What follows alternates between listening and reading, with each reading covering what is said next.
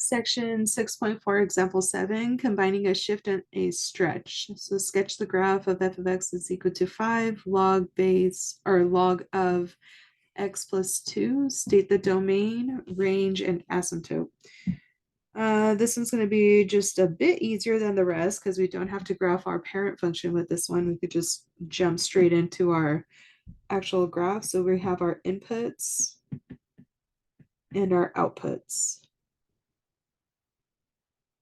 So for this one, for input, we have to do bases of 10. So we'll start with 10. I don't think we should go up to 100 because it would be a little bit annoying to graph. So for the sake of like simplicity, let's do powers of 10. So let's do 1. So 1 is a power of 10. Anything to the power of 0 is going to give us 1. So we're going to look at 1, we're going to look at 10, and 1/10. So let's start with 1/10. How do we make the inside of this look like 1/10? So x plus 2 equals 1/10. You could say x is equal to 1/10 minus 2. We'll say 2/10, so 20/10 is going to give us 2. So this gives us a negative 19/10. So with a negative 19/10, or you could actually just leave it as the fraction since it'll make it a little bit easier to graph. So 1/10 minus 2. And here when we plug it in, 1/10 minus 2 plus 2, those simplify out. So from here, we are left with 1/10. So we have 5 log base 10 of 1/10. This part here is equal to -1 because of the rules of reciprocal. So we have 5 times -1. That gives us -5. So 1/10, the next one we said we're going to look for 1 because anything to the power 0 is going to give us 1.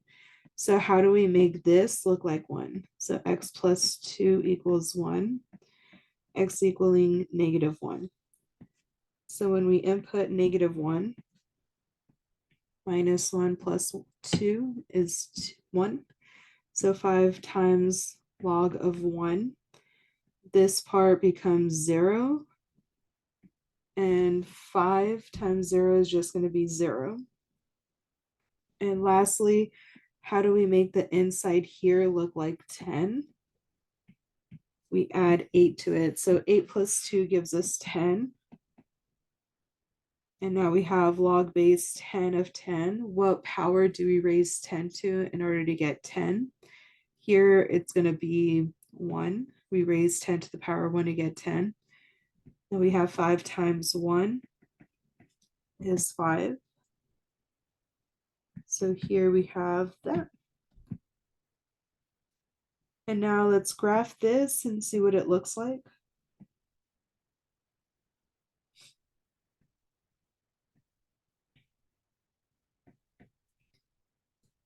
So let's make it look a little bit better.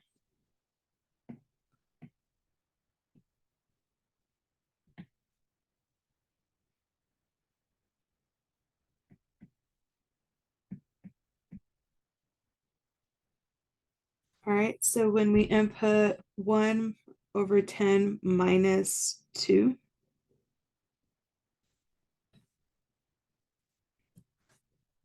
so we have 1/10, and we subtract 2 from it. That's going to be a negative 1.9. So when we input a negative 1.9, we'll say that's -1, we'll say that's -2. 1.9 is about here-ish. And that gives us -5. 1, 2, 3, 4, and 5. That gives us that point there. When we input -1, we get 0. When we input 8, So 1, 2, 3, 4, 5, 6, 7, and 8. We end up with 5. So 1, 2, 3, 4, and 5.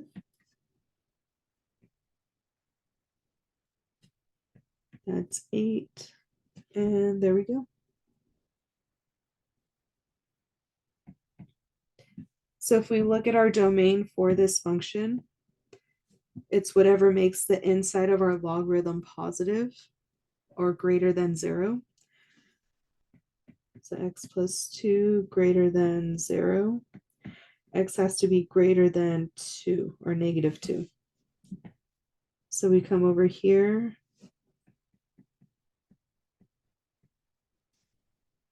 So this is our vertical asymptote at x equals negative 2. So for the domain, we go from negative 2 to infinity. Remember parentheses because we can't include that negative 2. The range